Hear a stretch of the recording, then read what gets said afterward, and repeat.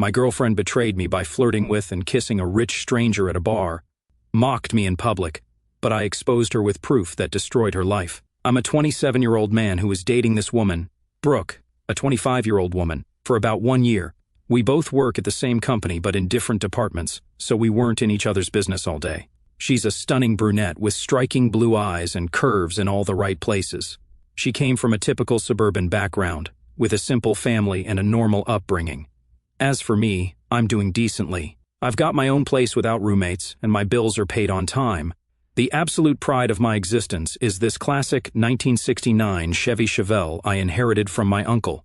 I spent literal years restoring that beast. Midnight blue with white racing stripes, chrome rims, the whole 9 yards. When I'm not working on the car, I'm usually gaming with my buddies, Liam and Bobby. I've got a setup that makes them green with envy, a custom-built PC, 3 monitors, RGB lighting, everywhere, and a gaming chair that practically hugs you like it's trying to propose. My weekend routine was pretty set. Saturday mornings were spent at the garage, swapping parts with other car guys, getting oil on my jeans, and arguing about carburetors versus fuel injection for hours. Sometimes we'd hit the back roads for a quick run, engines roaring just to feel alive. Sundays were sacred for gaming marathons. Liam would bring his extra controller, Bobby would show up with energy drinks and snacks, and we'd grind for hours. I got the Chevelle after my uncle passed away 5 years ago. The thing was a rusted-out mess, sitting on blocks in his garage. Most people would have sold it for parts, but I saw potential. I spent every spare dollar and weekend bringing it back from the dead, learning everything from YouTube tutorials and forums. The first big win was when I got the engine to turn over after 6 months of work. The second was the first time I took it around the block. By the time I finished the paint job last year, I'd put more hours into that car than most people put into their college degrees. When I first brought Brooke to meet the guys, it seemed like she fit right in. She'd laugh at Bobby's dumb jokes, and actually seemed interested when Liam talked about his latest PC build. She'd even sit on the couch with us during game nights, scrolling through her phone, but occasionally looking up to cheer when one of us pulled off something impressive. Liam's been my day one friend since high school. The dude works in IT and can fix anything with a circuit board. He once rebuilt my entire PC after I accidentally fried the motherboard by trying to overclock it too much. Bobby joined our squad in college. He's the one who's always got some insane story about his weekend but somehow still crushes it at his finance job. The man can party until 4 in the morning and still send perfectly crafted emails at 7 in the morning. No idea how he does it. Things with Brooke seemed cool at first, weekend dates, weeknight Netflix and chill. You know the drill. But around 8 months in, she started with these comments like, "Don't you think that car is too old? Or how long are you going to play that game tonight?" Nothing major, but constant little jabs. One time I was under the Chevelle, fixing the exhaust system, when she came over unannounced. She just stood there in my garage, sighing loudly until I rolled out from under the car. "I thought we were going to that new sushi place tonight," she said. We weren't. We had literally zero plans that night, and I had told her I was working on the car. The weird thing was, I always made time for her. Always. If she wanted to go out, we went. If she wanted to watch some reality show instead of me gaming, controller down, TV on, I'd even take her for rides in the Chevelle and she'd act like she was having fun, but then later drop some comment about it being such an old man car or whatever. She started forgetting when we had plans too.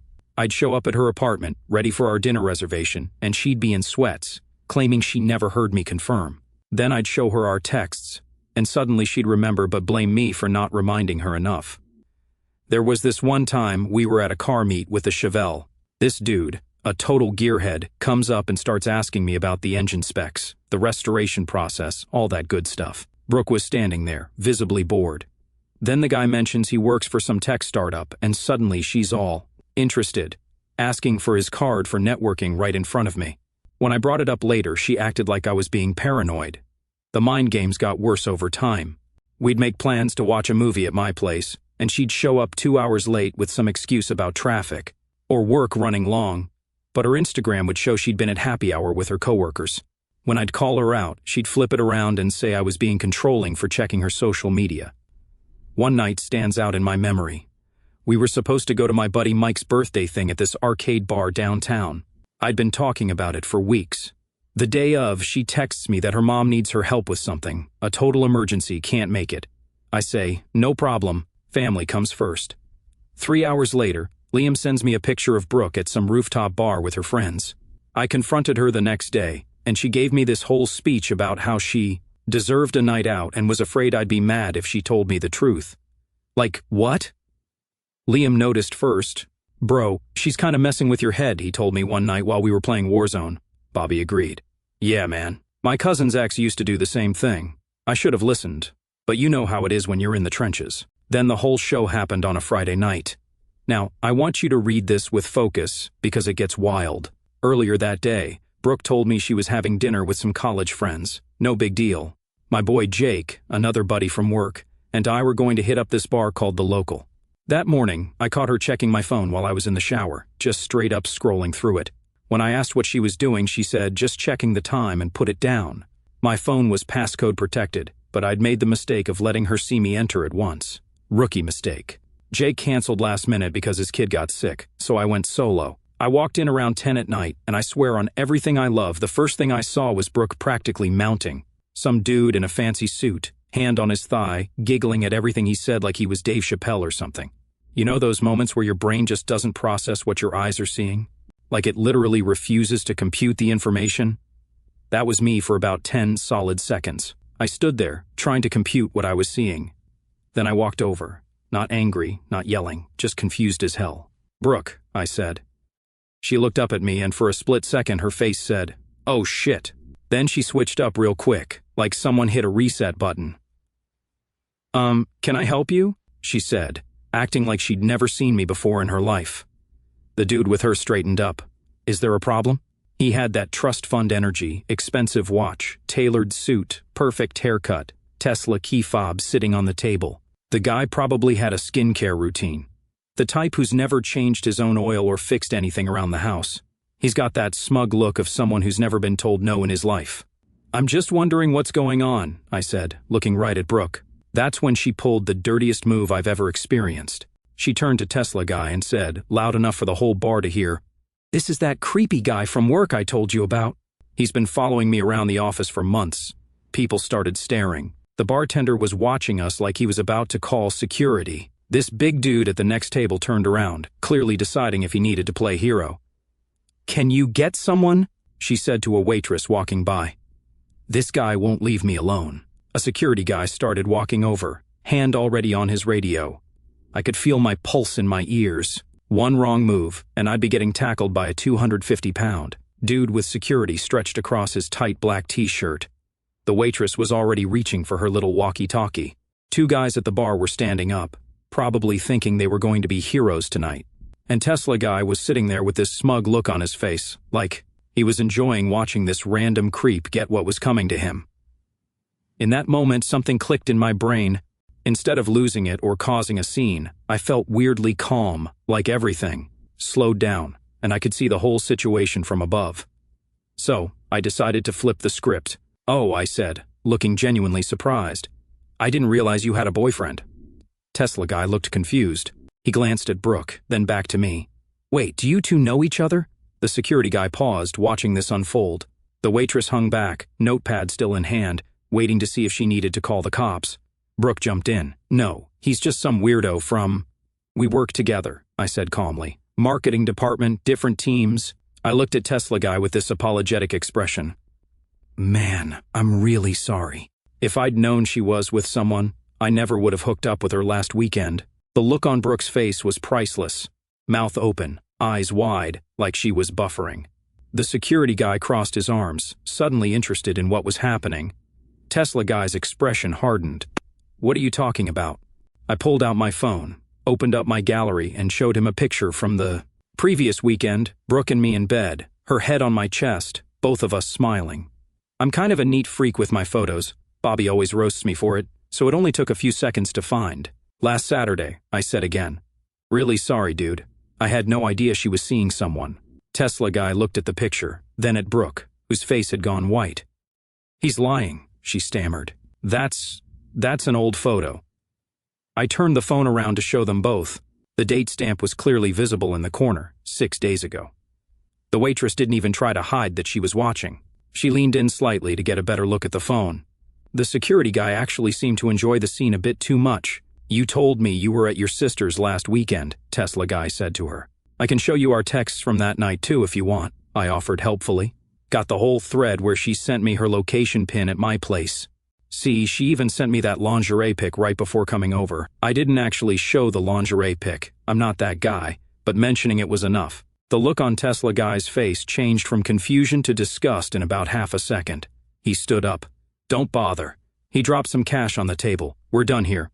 Wait, I can explain, Brooke started, but he was already walking out. I put my phone away and just stood there for a second. The people at nearby tables were staring. The waitress, who Brooke had asked to get security, was watching the whole thing. Enjoy your night, I said to Brooke and walked out. The security guy actually gave me a nod as I passed. Nice move, bro, he whispered.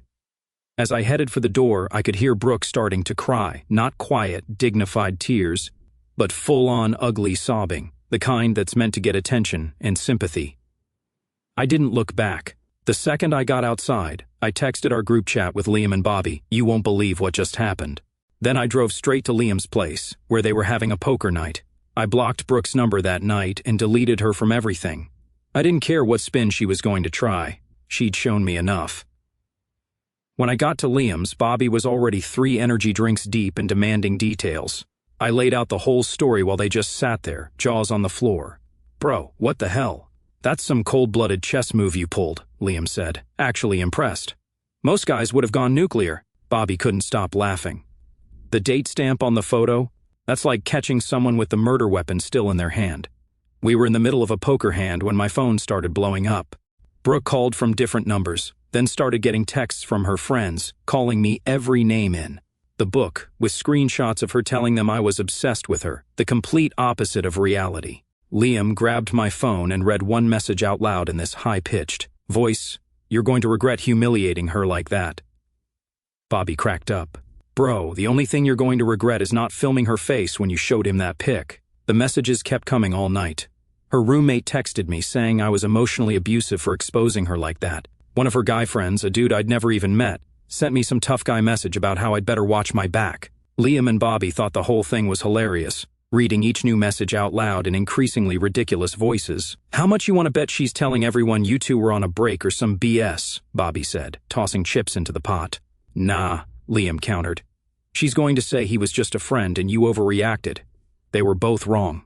The story she was spreading was that I'd been stalking her for months, that we'd never actually dated, and that I'd photoshopped those pictures of us together. Absolutely insane. On Monday, I showed up to work early, requested a desk move to the other side of the floor, and told my manager I needed to sit closer to the design team for a cross-functional campaign. He didn't ask questions. No one did. I spent the morning setting up my new desk, grabbing my stuff from the old one, and connecting all my monitors. The IT guy helped me with the network setup. By lunchtime, it was like I'd always been on the other side of the office. The silence probably bugged her more than anything. For about 2 weeks, she tried everything to talk to me. She showed up at my desk, waited near the coffee machine, and cornered me near the elevator. I kept it clean. I'm busy. I have a meeting, not interested. The more I ignored her, the more unhinged she got. Then her best friend, Kayla, started running her mouth. She worked in HR and had always had this smug, know-it-all attitude, the kind of woman who thought a guy with a classic car was automatically compensating. I overheard her once in the break room whispering to Brooke, "You should have ghosted him way earlier. That whole gamer thing is a red flag." Kayla started scheduling fake meetings with me to trap me in conference rooms. One time, I walked in, and it was just her sitting there. "We need to talk about what happened," she said. I just turned around and walked out. The worst was when she tried to corner me in the parking garage after work. I was heading to my car, keys in hand, when she appeared from behind a concrete pillar like some horror movie villain. "You need to hear my side," she said, blocking my way to the driver's door.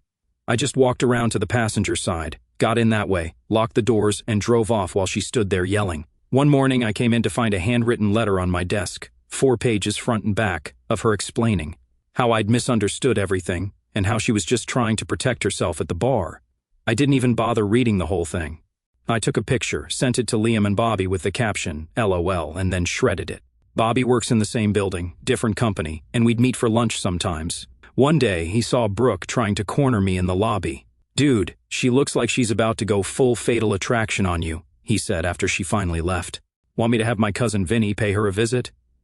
He was joking, I think. Eventually, Brooke sent me a long email about how Brandon, also known as Tesla, guy wasn't serious, how what we had was real, and how she just got scared. I didn't respond. I saved it, then deleted it from my inbox. It wasn't an apology, it was a panic flare. Liam read it over energy drinks that weekend and just shook his head. Classic. She's not sorry she did it. She's sorry she got caught. The guys and I were grinding this new Battle Royale game when my phone lit up with a text from an unknown number. It was a picture of Brooke crying, mascara running down her face with the caption, "Look what you did to me." Bobby grabbed my phone, typed, "New phone, who dis?" and hit send before I could stop him. We laughed about it for days. I thought I was done with Brooke. I kept it professional at work, no drama, no gossip. She sent her half-assed apology email, and I ignored it. I figured that was the end of it. I was wrong.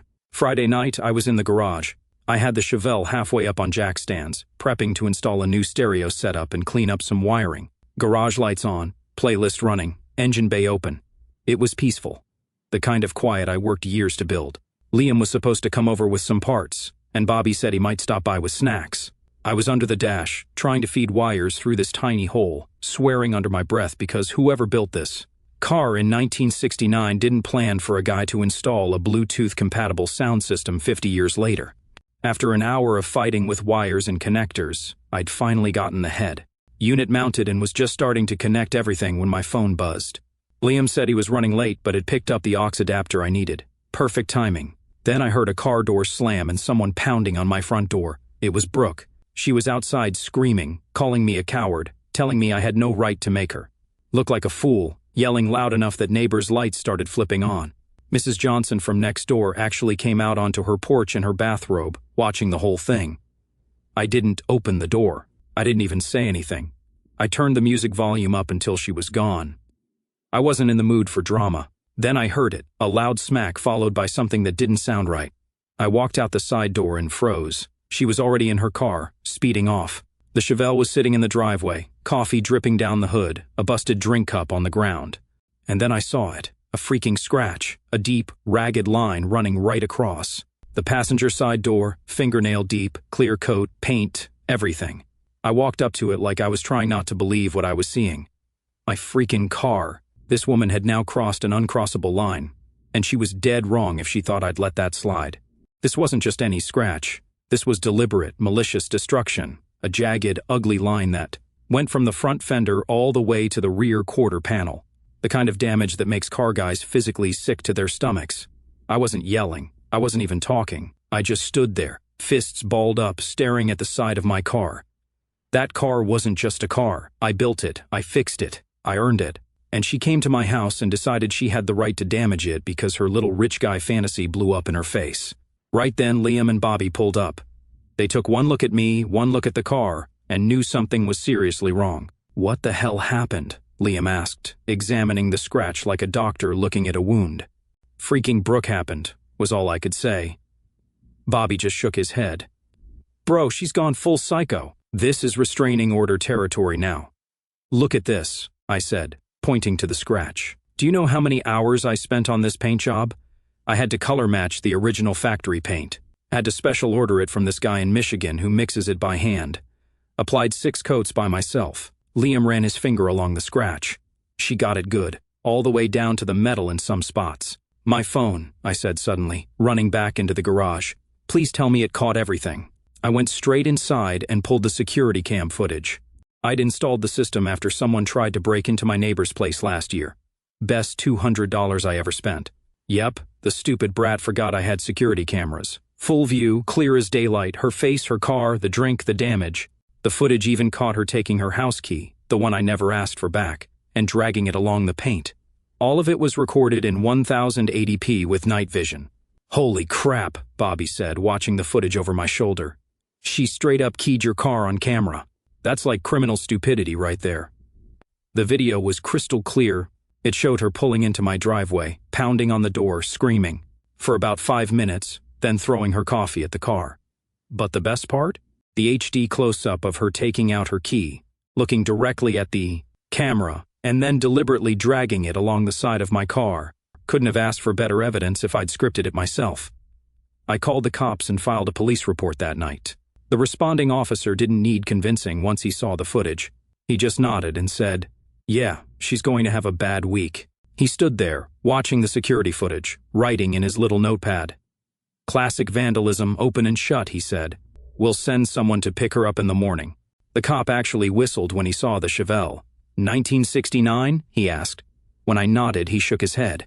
Damn shame. These aren't easy to find in this condition anymore.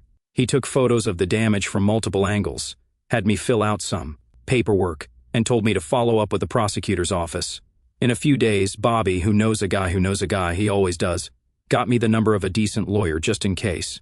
My cousin used him when his neighbor cut down his prize oak tree, Bobby explained.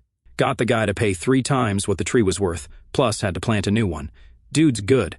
I called the lawyer first thing Monday morning. He listened to my story, asked about the evidence I had, and said it was pretty much a slam-dunk case for both criminal charges and a civil suit for damages. Keep that video, he warned, and make backups, multiple backups. Next stop, HR.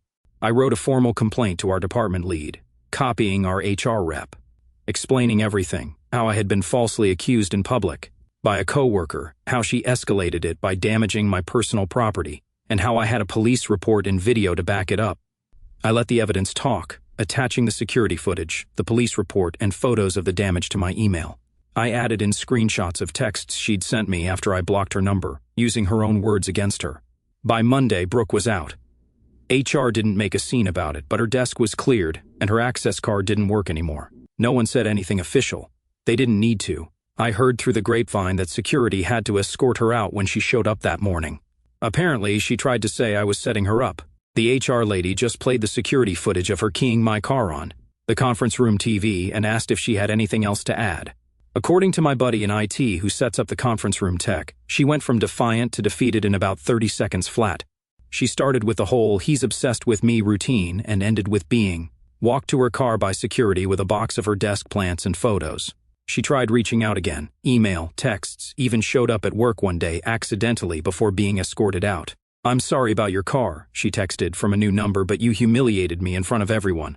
I just forwarded it to my lawyer without responding. 2 weeks after filing the police report, I got a call from the detective handling the case. They'd formally charged her with criminal mischief and vandalism. She'd been arrested, processed, and released on her own recognizance. A court date was set for the following month. Meanwhile, my lawyer had filed the civil case for damages. We had an itemized list of repair costs, including the custom paint, professional, detailing, and even compensation for loss of use while the car was in the shop. Then came small claims court. I had my documentation, my receipts, and a detail shop invoice for repainting the passenger side and buffing the damage out. I even brought before and after photos. The judge didn't need long. She was ordered to pay every cent. The judge didn't buy any of Brooke's excuses. When Brooke tried to say it was an emotional reaction to me stalking her, the judge just held up the security footage stills and asked, "Is this you deliberately keying his vehicle after trespassing on his property?" Brooke tried to argue that I'd emotionally abused her by embarrassing her at the bar. The judge wasn't having it. "So, your response to alleged embarrassment was to commit vandalism?" the judge asked. "That's like saying someone cut you off in traffic, so you followed them home and slashed their tires." She mocked the car, then she paid to fix it. Liam and Bobby came with me to court for support. After the ruling, Bobby just grinned and said, "Poetic justice hits differently." The judge ordered her to pay $3,200 for the repairs, plus court costs. When she claimed she couldn't afford it, the judge set up a payment plan, $500 a month until it was paid off, plus interest. On the way out, Brooke tried to approach me in the parking lot. "This isn't fair," she said. "You're ruining my life over a stupid scratch." I replied, "Yep, this is what happens when you touch my car. Get lost." Then I just got in my car and drove away. Nothing more to say. Later that night, I got an email from her with the subject line, "I hope you're happy." Inside was just a screenshot of her bank account showing the first $500 payment to me. I didn't reply, but yeah, I was pretty happy. That was months ago. I've been doing great since. No girlfriend, no drama, no fake apologies, just peace. Work's been solid. That campaign I was grinding when this all started, it crushed. Got me a raise and a promotion. I moved into a better office, got more remote hours, and finally stopped eating sad desk lunches. My new position came with a team to manage. 5 people reporting to me now. I got my own office with a door that closes. Actual privacy, no more. Open floor plan BS where anyone can just walk up and start talking. The promotion came with a nice pay bump too, not life-changing money, but enough that I could finally afford some of those car upgrades I'd been planning for years. The first paycheck with the new salary hit my account, and I immediately ordered parts I'd had sitting in my online cart for months. I put some of that raise into the Chevelle, new sound system, leather redone, full detailed job. Had the paint matched and corrected, then hit it with a ceramic coat. She looks better now than the day I pulled her out of storage. The ceramic coating was a game changer. Water beads right off it and minor scratches buff out like nothing. It cost a small fortune, but it was worth every penny for the peace of mind. Plus, it makes the midnight blue paint look so deep you could dive into it. Liam helped me install some upgrades to the engine, too. Nothing crazy, just some quality of life improvements that make her purr like a jungle cat. We spent a whole weekend replacing the carburetor with a more efficient one, upgrading the intake, manifold, and adding a performance chip that boosted the horsepower by about 15%. The day we finished, we took her out on an empty stretch of highway past the industrial district and hit 110 miles per hour before backing off. The sound of that engine at full throttle is better than any music. Bobby recorded it on his phone from the passenger seat. You can hear him yelling, "Holy crap, dude!" over the engine roar as the speedometer climbs. I posted that clip online and a bunch of car guys asked for build details. Took her to a classic car show a couple of towns over, drove in early, and parked next to a lineup of Camaros and Mustangs. By the end of the day, I walked away with a trophy, best in class. The car show organizer, this old-timer who'd been rebuilding classics for 40 years, spent about 20 minutes looking over my engine bay, nodding approvingly. "You don't see craftsmanship like this much anymore," he said, handing me the trophy. The gaming setup got a refresh too. New GPU, new headset, bigger monitor. Me, Liam, and Bobby have been grinding this new game after work. No drama, just trash talk, cracked knuckles, and clean wins. Last week, Bobby clutched a 1-4 in the final circle, and we lost our minds. Neighbors probably thought someone was being murdered with how loud we were screaming. Also, I had this unexpected encounter a few weeks back. I ran into Brandon, the Tesla guy, at a random coffee shop downtown. He recognized me, walked over, and didn't even hesitate. "Hey man, just wanted to say thanks. You saved me a headache." We talked for a few minutes. Turns out she'd been seeing him for over a month before that night, told him she was single, and played innocent. He dipped the second I showed that picture and never looked back. "Dodged a bullet," he said. Yeah, I nodded. Me too. She had this whole other persona with him, he explained. Told him she was taking classes for an MBA, said she didn't play games and wanted something serious, a complete 180 from how she actually was. We ended up exchanging numbers. Turns out he's big into classic cars too. His dad has a 1967 Mustang they restored together. We're meeting up at a car show next month. Funny how things work out sometimes. Got a text from Brandon last weekend about a car meet happening at this industrial park outside of town. Bunch of exotic cars, some classics, the whole deal. Took the Chevelle out there and parked next to his buddy's Porsche. People kept coming over to check out my car, ignoring the $200,000 supercars nearby. That's the thing about classics. They've got soul that money can't buy. Started hanging out with some new people too. There's this car club that meets every other Saturday at a garage on the edge of town. Bunch of guys who actually work on their own vehicles, instead of just talking about them. The first time I drove the Chevelle in there, they all gathered around like I'd brought in a supermodel.